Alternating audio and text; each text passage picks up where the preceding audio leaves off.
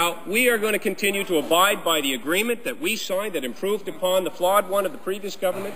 This agreement is in place to do exactly what we've always done, stand up for human rights, Mr. Speaker, to ensure that our prisoners There's been a shift in the last year largely due to disaffection with the government. Mr. Speaker, what we're not going to do, we're not going to follow the advice of the members of the opposition, the members opposite, who want certain operational details.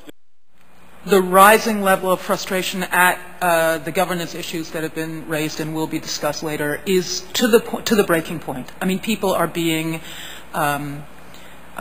brutalized by their government, shaken down by their government, to the point that you have people saying the Taliban prey on us at night and the government preys on us at the daytime. In the daytime, what are we supposed to do? Basically, people feeling caught between, in the crossfire, between two hostile blocs.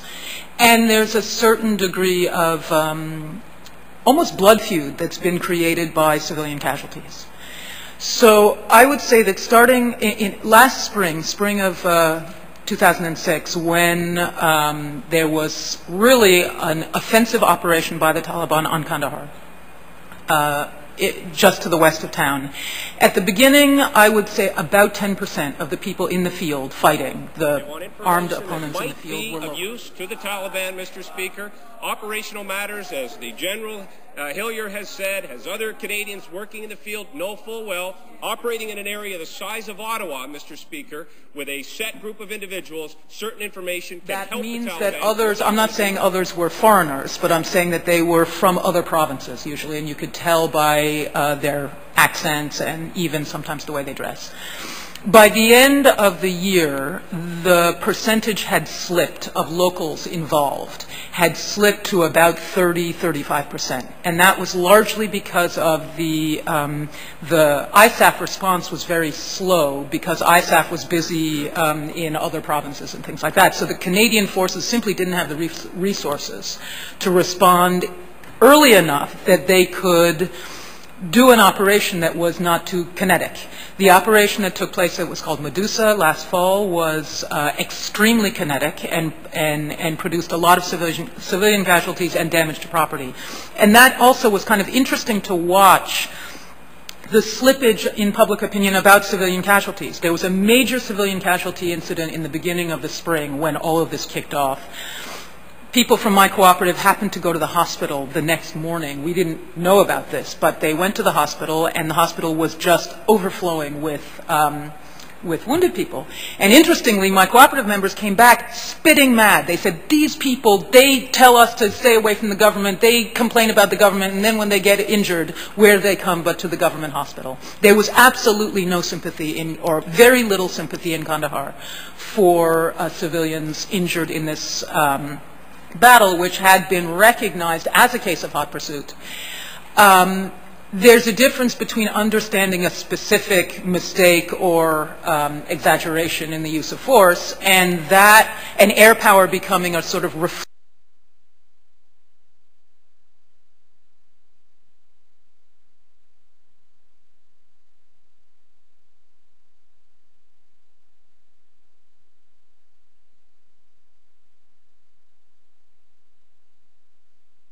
stay away from the government, they complain about the government, and then when they get injured, where do they come but to the government hospital? There was absolutely no sympathy or very little sympathy in Kandahar for civilians injured in this battle, which had been recognized as a case of hot pursuit.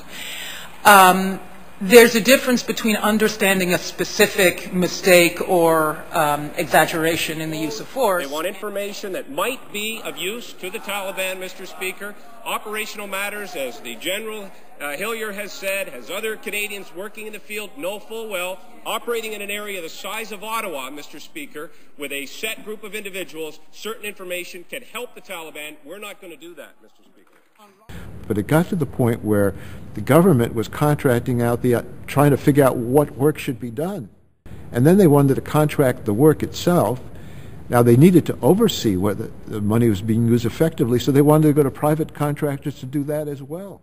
Well, that's an invitation to a lot of fraud, waste, and abuse. Did you find fraud, waste, and abuse in that process? Yes, we found billions of dollars that cannot be accounted for, that cannot be justified, and it's a scandal.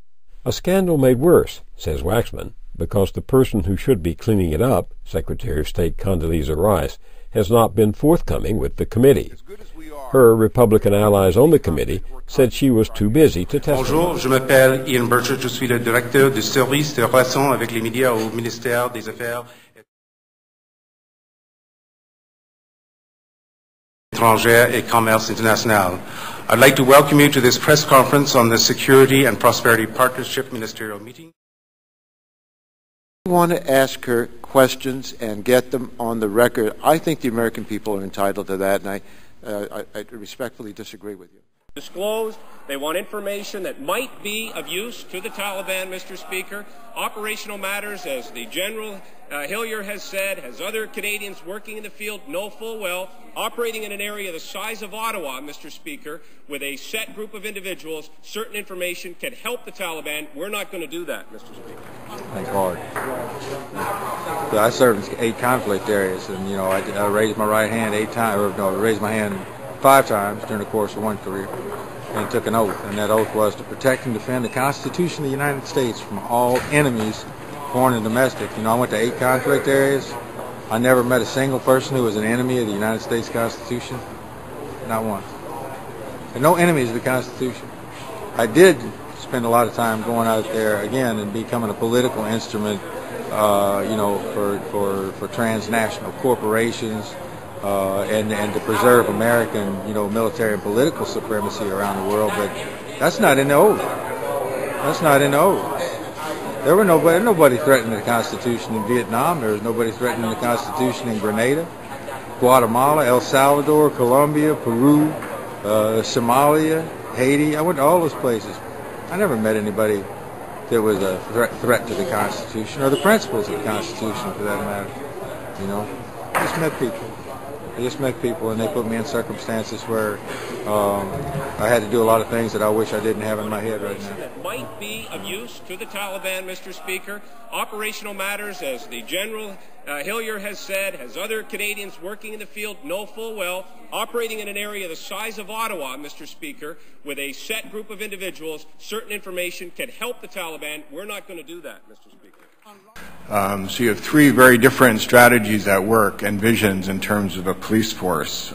6 years down the road into police reform efforts, where we're now the U.S. is putting $2.5 billion alone into in this year. So I think in terms of measuring progress, the absolute importance of having a clear sense of what the objective is.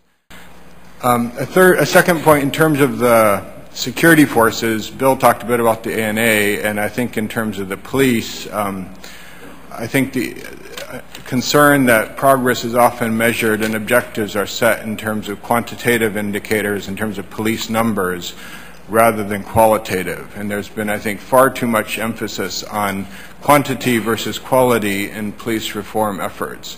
Largely, again, driven by the U.S., who have been trying to get police numbers boosted from the compact-approved figure of 62,000 to 82,000. But when we actually don't really have any sense of who's being trained, what happens to those who are trained, we don't really have a clear sense of how many police actually exist. The Task Force Phoenix recently did a census of police in Afghanistan and roughly found that only about 48% of the police that their teams identified in an audit in the field actually carried identity cards indicating they had been through training. And I think only 70 to 80% actually existed. So there's still significant large numbers of ghost police out there.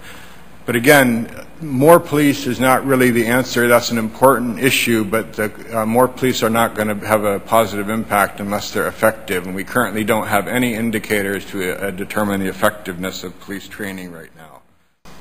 And then lastly, just to comment on public opinion polling, I really think we need to have a research project in and of itself on public opinion polling. When I see polls that show that the Afghan National Police have an 86% popularity rating in Afghanistan. They want information that might be of use to the Taliban, Mr. Speaker. Operational matters, as the General Hillier has said, has other Canadians working in the field know full well.